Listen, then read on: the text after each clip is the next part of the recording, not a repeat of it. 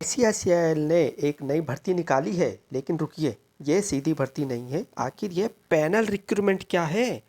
क्या इसमें नौकरी मिलना तय है या नहीं? इस वीडियो में मैं आपको पूरी सच्चाई आसान भाषा में बताने वाला हूँ। नमस्कार दोस्तों, स्वागत है आपका अपने डीजी वाला चैनल पर। आईसीआईसीआई ने डीईओ, एमटीएस और ड्राइवर पदों के लिए नई भर्ती का नोटिफिकेशन जारी किया है। लेकिन रुकिए, ये सामान्य भर्ती नहीं है। आखिर यह पैनल रिक्रूटमेंट क्या है? क्या इसमें आवेदन करने से नौकरी पक्की हो जाएगी?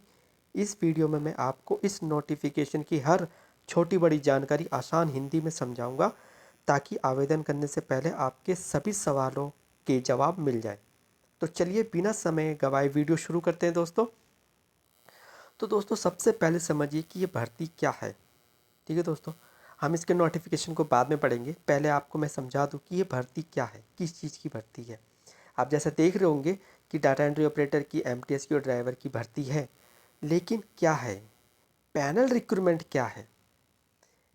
तो मैं बताना चाहूँगा, आईसीएसआईएल ने 1 जुलाई 2026 को एक विज्ञापन जारी किया है, एडवर्टाइजमेंट जारी किया है, जिसमें डाटा एंट्री ऑपरेटर, एमटीएस और ड्राइवर के लिए योग्य उम्मीदवारों का एक पैनल यानी इम्पैनलमेंट बनाया जाएगा। ठीक है, इसका मतलब ये नहीं है कि अभी सभी पदों पर तुरंत भर्ती होगी। तुरंत भर्ती बिल्कुल नहीं होगी। इस पैनल में जिन उम्मीदवारों का नाम आएगा, जैसे एक पैनल बना देंगे, उन पैनल उसमें आप अप्लाई करोगे, उस पैनल में जिनका भी नाम आएगा, जिन उम्मीदवारों का नाम आएगा, उन्हें जब भी किसी क्लाइंट डिपार्टमेंट में यानी सरकारी विभाग या संस्था में ज़रूरत होगी, तब उनके लिए बुलाया जाएगा, तब उनका इंटरव्यू होगा, तब उनका डॉक्यूमेंट वेरिफिकेशन होगा, तब उनका इंटरेक्शन प्रोसेस होगा, तब फाइनल डिप्लॉयमेंट होगा। ठीक है दोस्तों, तो ये एक तरह का पैनल बनाने के लिए मतलब जो वैकेंसी निकाली गई है वो है।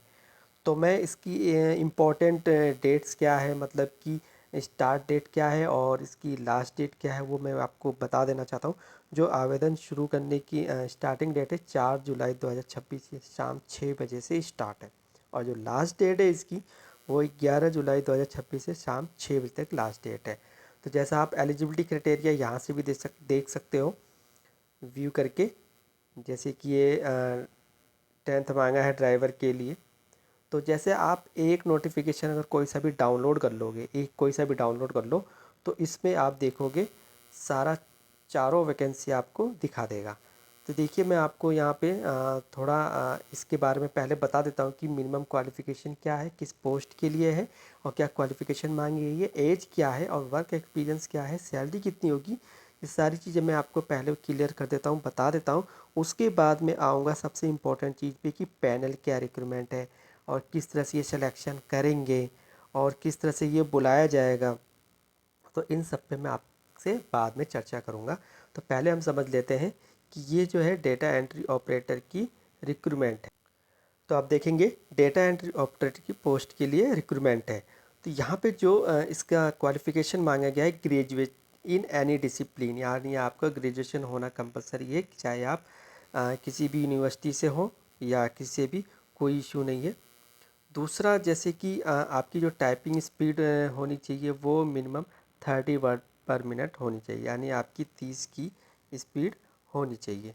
ठीक है, तो मैं जैसे कि और इसमें डिज़ायरेबल यानी कंप्यूटर कोर्स मांगा गया है मिनिमम 3 मंथ्स का, यानी ये वांछनीय है। यानी अगर आपके पास कंप्यूटर कोर्स है मिनिमम 3 मंथ्स का तो ठीक है, नहीं है तो कोई बात नहीं है। तो इसमें जो एज मांगी गई है 21, मिनिमम 21 साल और मैक्सिमम 45 साल तक की एज क्राइटेरिया दिया गया है। वर्क एक्सपीरियंस आपको होना चाहिए 1 से 2 साल तक का। 1 साल का भी चल जाएगा, 2 साल का भी चल जाएगा अगर आपके पास वर्क एक्सपीरियंस है तो। यानी जब आपने ग्रेजुएशन की थी उसके बाद का वर्क एक्सपीरियंस काउंट होगा, और जो सैलरी होगी वो होगी एज़ पर मिनिमम वेज, यानी जो दिल्ली गवर्नमेंट का मिनिमम वेज चल रहा होगा वो सैलरी आपको प्रोवाइड की जाएगी। अब जैसे कि आ जाते हैं दूसरी डाटा एंट्री ऑपरेटर की निकली गई है, ये निकली गई है 12th पास के बेस पे। ठीक है दोस्तों, पहले वाली क्या थी, ग्रेजुएशन के बेस पे थी, और दूसरी वाली क्या है, 12th पास के बेस पे है। तो इसमें टाइपिंग स्पीड वही 30 मांगी गई है, और इसमें वही सेम डिज़ायरेबल कंप्यूटर कोर्स मांगा गया है मिनिमम 3 मंथ्स का। अगर आपके पास है तो ठीक है, नहीं है तो कोई इशू नहीं है। इसमें एज जो मांगी गई है कम से कम 18 साल और ज़्यादा से ज़्यादा 45 साल होनी चाहिए। और इसमें भी वर्क एक्सपीरियंस 1 से 2 साल का मांगा गया है। सैलरी सेम मिनिमम वेजेज है, सैलरी सब में सेम है as per Delhi government minimum wage के अकॉर्डिंग। तो सैलरी में आप निश्चिंत हो जाइए, इसमें कोई वो नहीं है दो राय। एमटीएस की पोस्ट निकली गई, इसकी सिर्फ 10th पास मांगा गया है और कुछ भी ऐसा खास नहीं मांगा गया है। और इसमें जो एज मांगा गया है 18 से 45 साल मांगा गया है। ठीक है दोस्तों, इसमें 18 से 45 साल मांगा गया है और जो वर्क एक्सपीरियंस मांगा गया है 1 से 2 साल।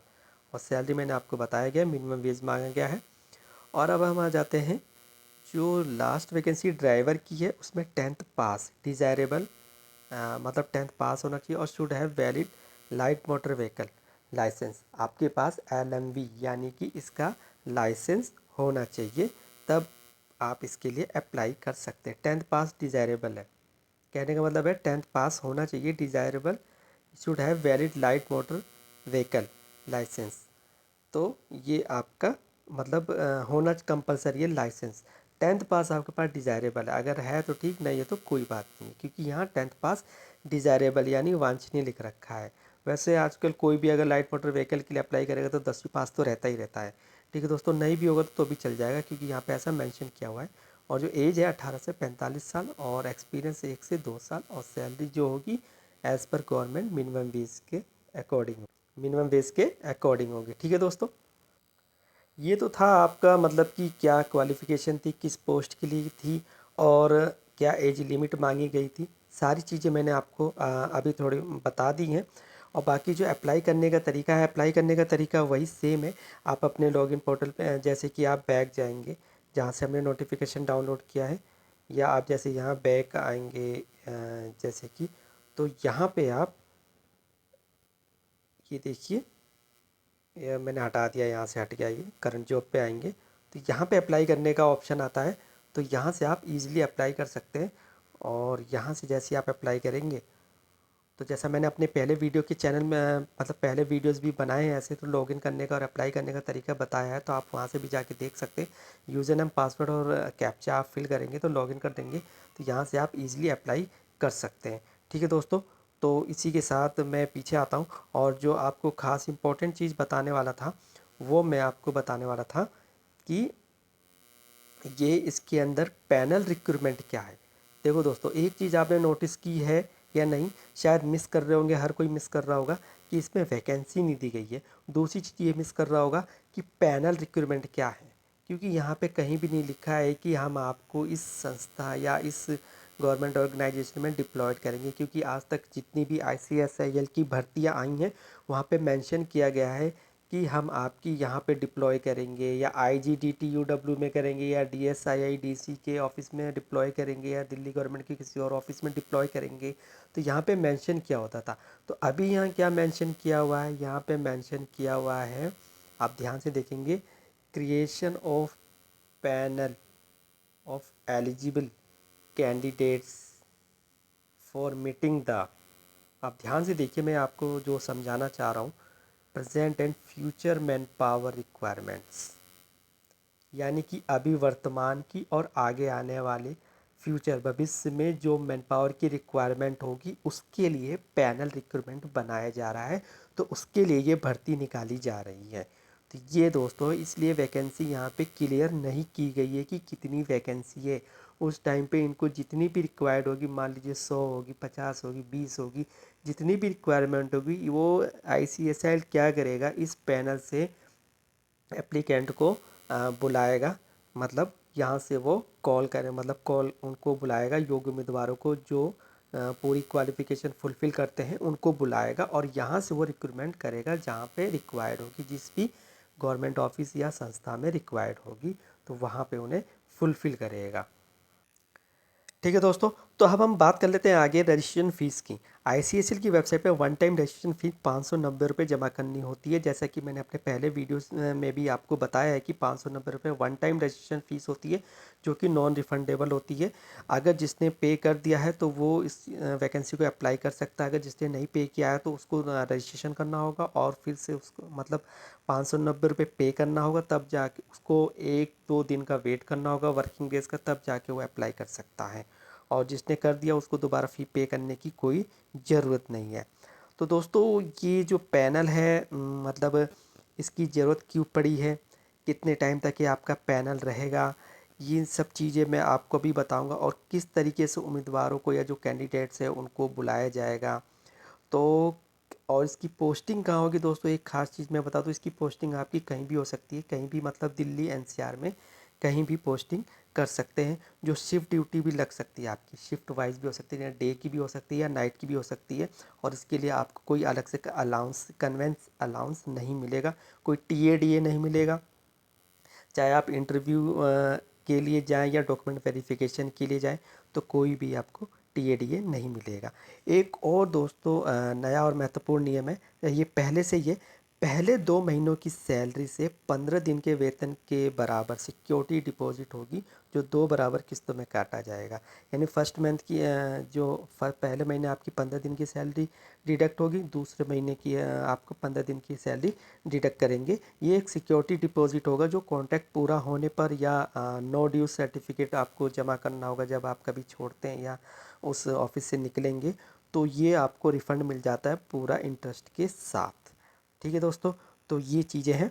तो मैं आपसे वही बताना चाह रहा हूँ कि जो इसमें आप अगर अप्लाई करें या जो आप फर्स्ट टाइम रजिस्ट्रेशन करते हैं, तो कोई भी डॉक्यूमेंट्स या कोई भी गलत जानकारी मत देना, क्योंकि अगर आप ऐसा करते हैं तो आपकी उम्मीदवारी किसी भी जगह रद्द की जा सकती है। ठीक है दोस्तों, तो ये कोई रेगुलर रिक्रूटमेंट नहीं है, सबसे बड़ी बात है। तो आईसीएसएल ने साफ लिखा है कि यह विज्ञापन सिर्फ पैनल बनाने के लिए जारी किया गया है। इसका मतलब है कि आवेदन करने से नौकरी की गारंटी नहीं मिलती है, लेकिन जब भी किसी विभाग से मांग आएगी तब पैनल से ही उम्मीदवार को बुलाया जाएगा।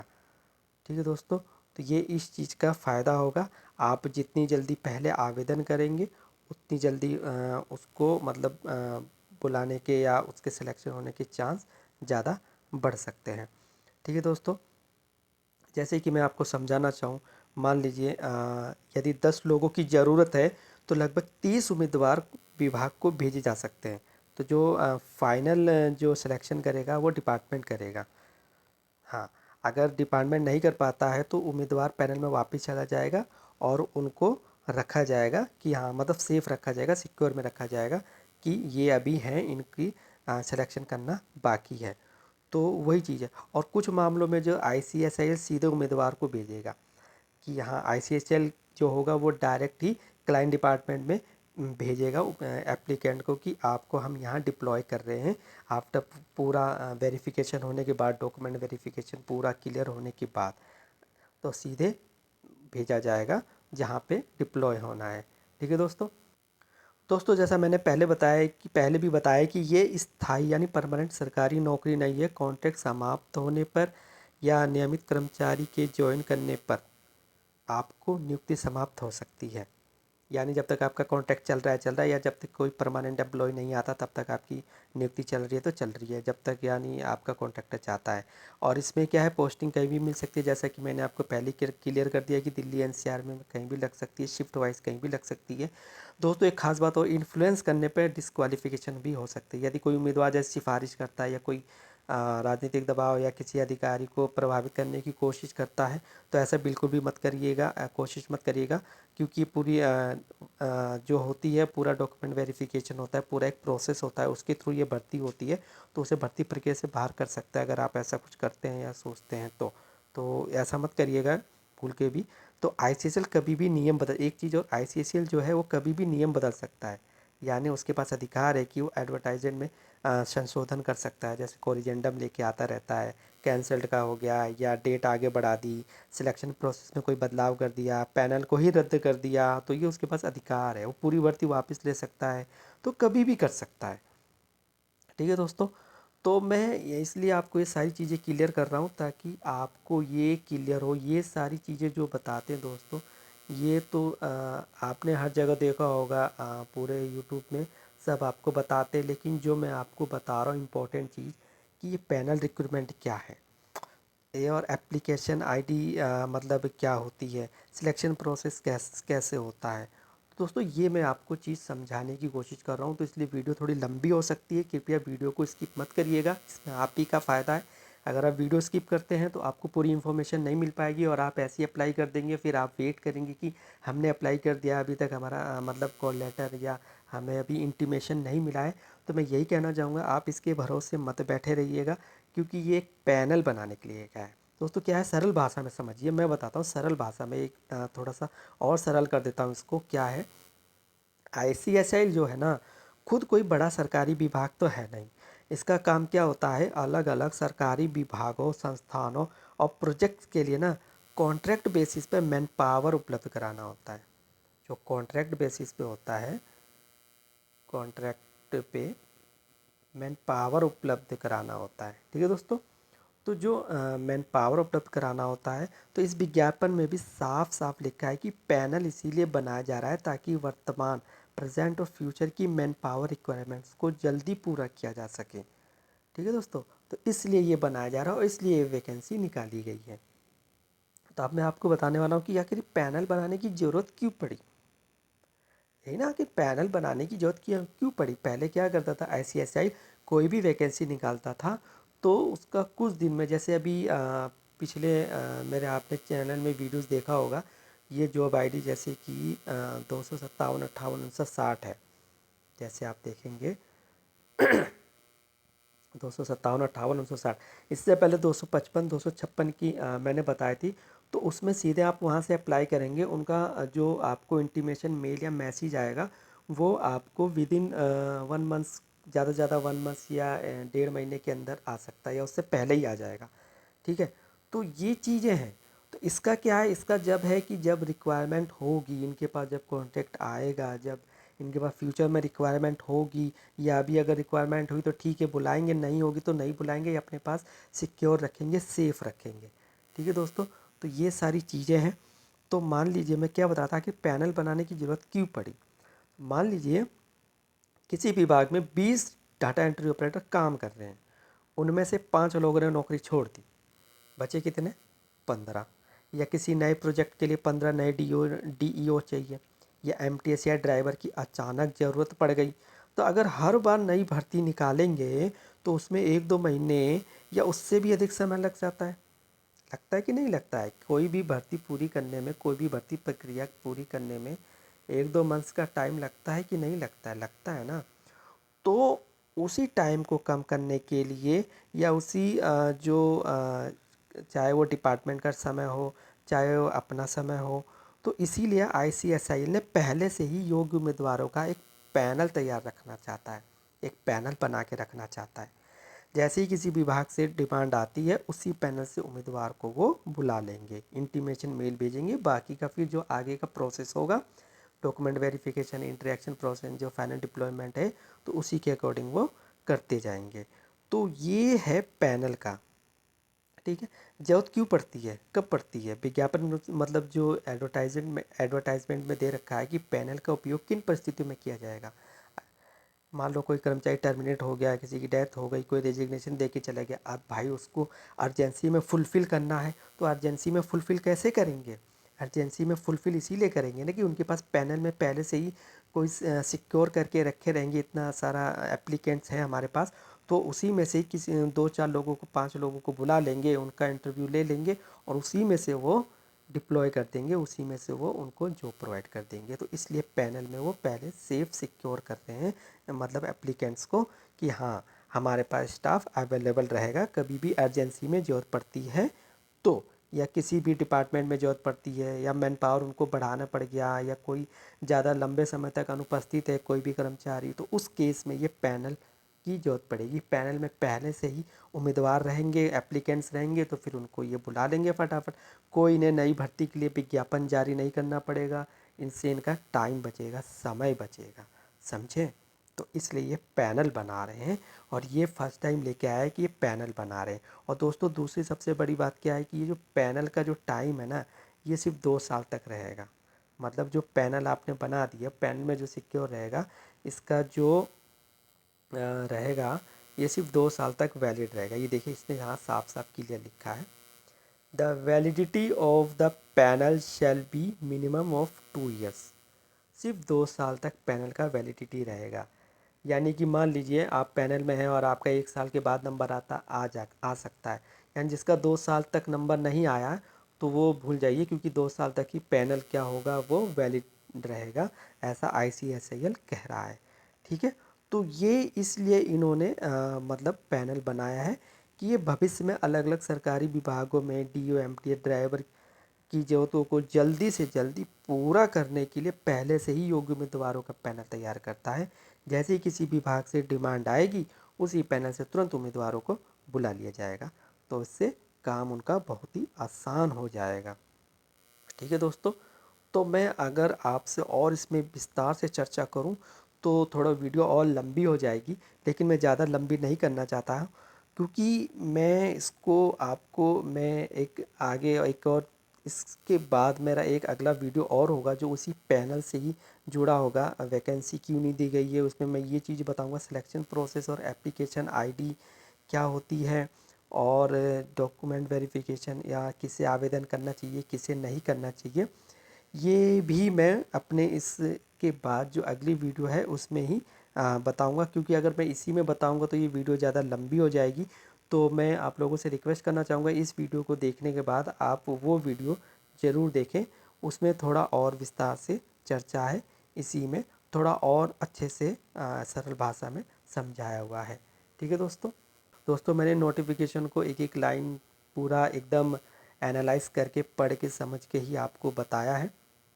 अगर वीडियो पसंद आया हो तो इसे उन दोस्तों के साथ ज़रूर शेयर करें जो ICSIL की इस भर्ती के लिए आवेदन करना चाहते हैं। ठीक है दोस्तों, इसी के साथ में आप लोगों से अलविदा कहना चाहता हूँ। मिलते हैं फिर एक नई वैकेंसी नई वीडियो के साथ। Thank you.